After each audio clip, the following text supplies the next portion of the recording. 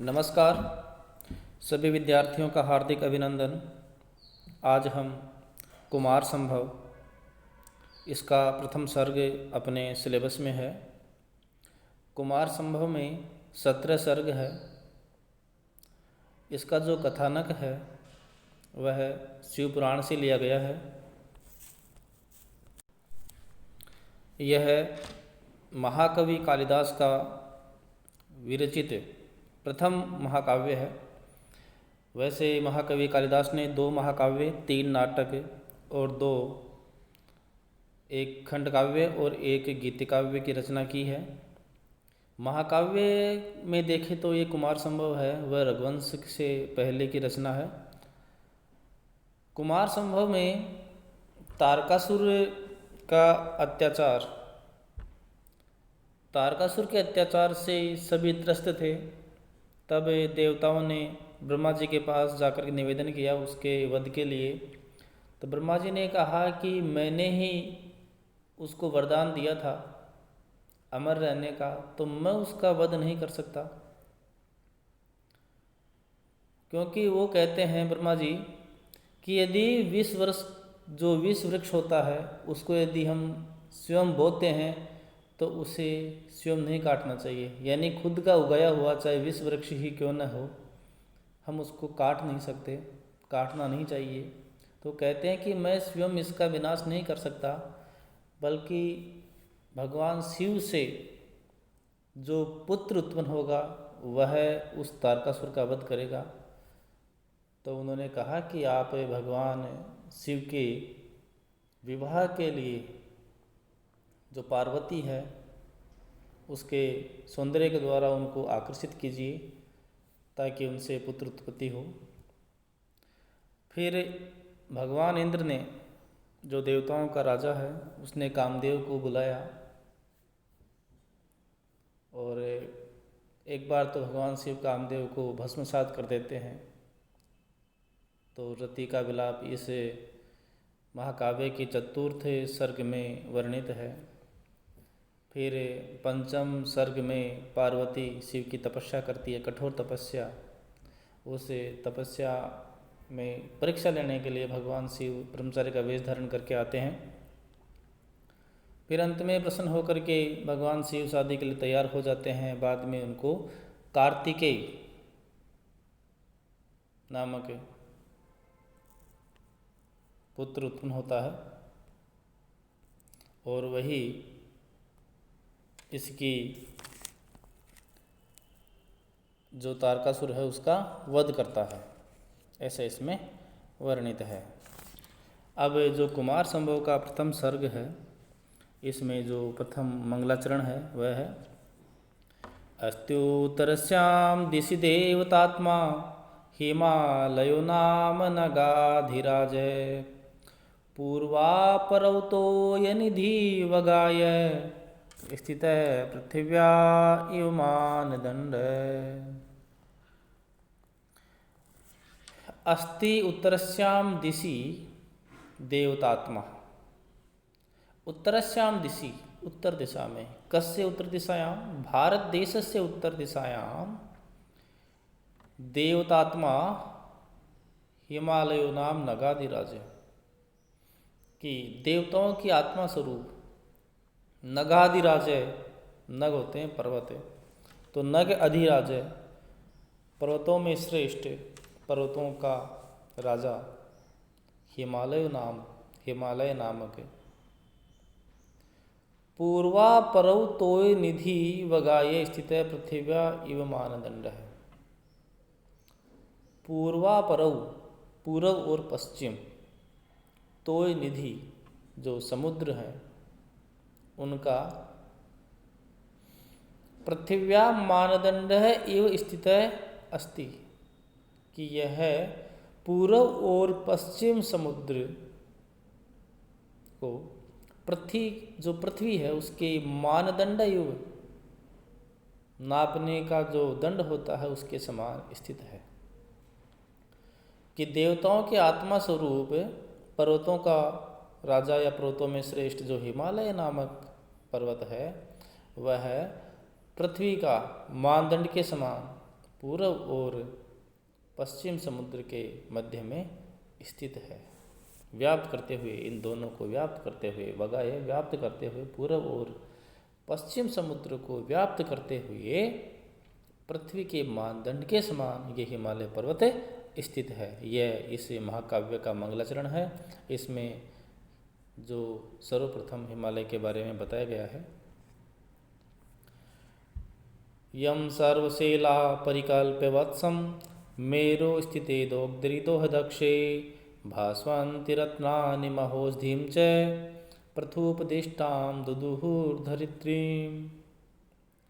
यम सर्वशैला परिकल्प्य वत्सम मेरो स्थिते दोग्धरिदोह दक्षे, कि यम जिस हिमालय को, सर्वशैला सभी पर्वत, यम जिस हिमालय को सर्वशैला सभी पर्वत वत्सम परिकल्प्य बछड़ा बनाकर, बछड़े की कल्पना करते हुए, जिस प्रकार कोई गाय होती है जब उसका दोहन करते हैं तो एक तो उसका दूध निकालने वाला दोग्धा होता है और एक बछड़ा होता है जो शुरुआत में उससे गाय का दूध चूसता है।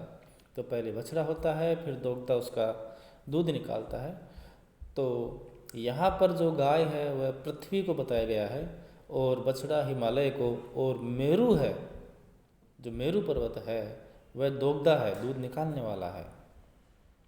तो कहा गया है कि यम जिस हिमालय को सर्वशैला सभी पर्वत वत्सम परिकल्प्य बछड़ा बना करके मेरो स्थिते दोग्धरी दो दक्षे, दोह दक्षे मेरो दोग्धरी स्थिते, कि दुहने में जो कुशल है, दोह दक्षे दूध दुहने में जो कुशल है वह मेरु पर्वत दोग्धरी स्थिते, दोग्धा रहते हुए पृथुपदिष्टाम दुदुहुर धरित्रीम, पृथुपदिष्टाम धरित्रीम, जो पृथु राजा के द्वारा उपदिष्ट धरित्री पृथ्वी है, उससे रत्नानि महोषधीश्च, रत्नों और महान औषधियों का, जो भास्वंती रत्नानि, जो चमकीले रत्न हैं, देदीप्यमान जो रत्न हैं उनको, और महान औषधियों का दुदुहु दोहन किया।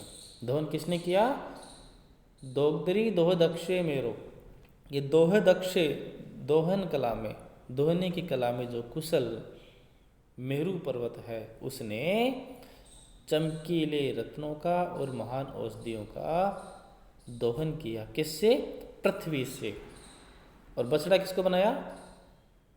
हिमालय, हिमालय को बछड़ा बनाया और पृथ्वी को गाय के समान मानते हुए, यहाँ पर पृथ्वी को गाय की उपमा, और जो हिमालय है वह वत्स और मेरु यहाँ पर दोग्धा है।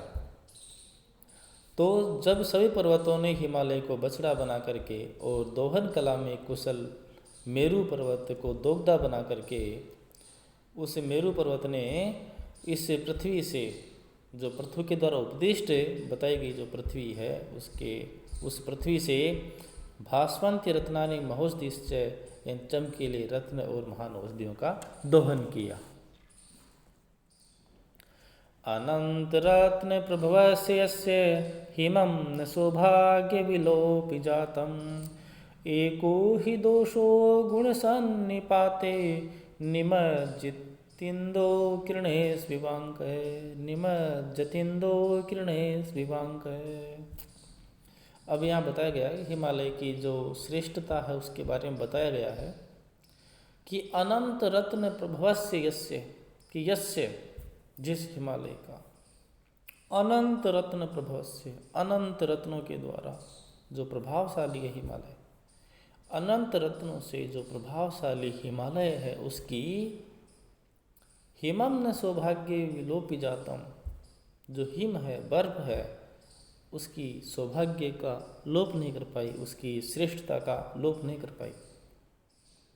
यद्यपि उसमें बहुत सारे गुण हैं, हिमालय में अनेक औषधियाँ हैं, लेकिन उसमें जो हिम है वह है, उसका एक माइनस पॉइंट है, बर्फ़ है जो, क्योंकि बर्फ़ में सब कुछ जम जाता है, ठंड रहती है, लेकिन वह भी उसकी शोभा को विलोपित नहीं कर पाई, क्योंकि एको हि दोषो गुण सन्निपाते निमज्जतिंदो किरणे स्विवांग। क्योंकि जो चंद्रमा है, इंदो जो चंद्रमा है, तो चंद्रमा की कौमुदी और चंद्रमा की जो शोभा है वह बहुत ही अद्भुत है, लेकिन उसमें भी एक दोष है।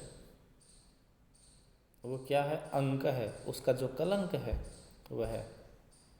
लेकिन वह कलंक उसकी शोभा को कम नहीं कर सकता, यानी वह कलंक उस चंद्रमा की शोभा को कम नहीं कर पाया। उसी प्रकार जो हिम है वह हिमालय की शोभा को कम नहीं कर पाई। जिस प्रकार चंद्रमा की शोभा को एक कलंक कम नहीं कर पाता, उसी प्रकार जो बर्फ है वह भी हिमालय की शोभा को कम नहीं कर पाई। यश्चाप्सरोभिभ्रममण्डनानां सम्पादयित्रीं शिखरैर्बिभर्ति बलाहकछेदविभक्तरागा मकालसन्ध्यामिव धातुमत्ताम्। यस्याप्सरो विभ्रममण्डनानां सम्पादयित्रीं शिखरैर्विभक्ति बलाहकछेद विभक्तरागा अकाल संध्यामिव धातुमताम्। कि जो अप्सराओं का मंडन, उसकी शिखरें हैं ना इस हिमालय पर्वत की, वो विभ्रम मंडनानाम अप्सरो संपादित्री,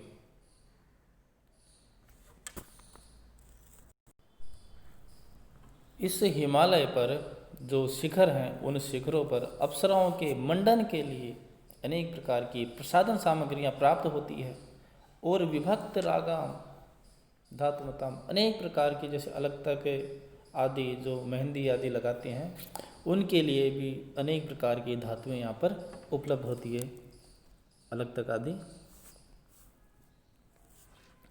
आमेखलं संचरतां घनानां छायामदसानुगतां निसेव्य उद्वेजिता वृष्टिभिराश्रियन्ते श्रृंगाणि यस्या तपवन्ति सिद्धा। कि हिमालय की यहाँ पर ऊंचाई का प्रतिपादन करते हुए वो महाकवि कालिदास कहते हैं कि जो बादल है वो तो आमेखलम संचरताम घनानाम, कि आमेखलम करधनी तक, कमर तक ही पहुँच पाते हैं। हिमालय की कमर तक ही बादल पहुँच पाते हैं, मध्य भाग तक ही पहुँच पाते हैं।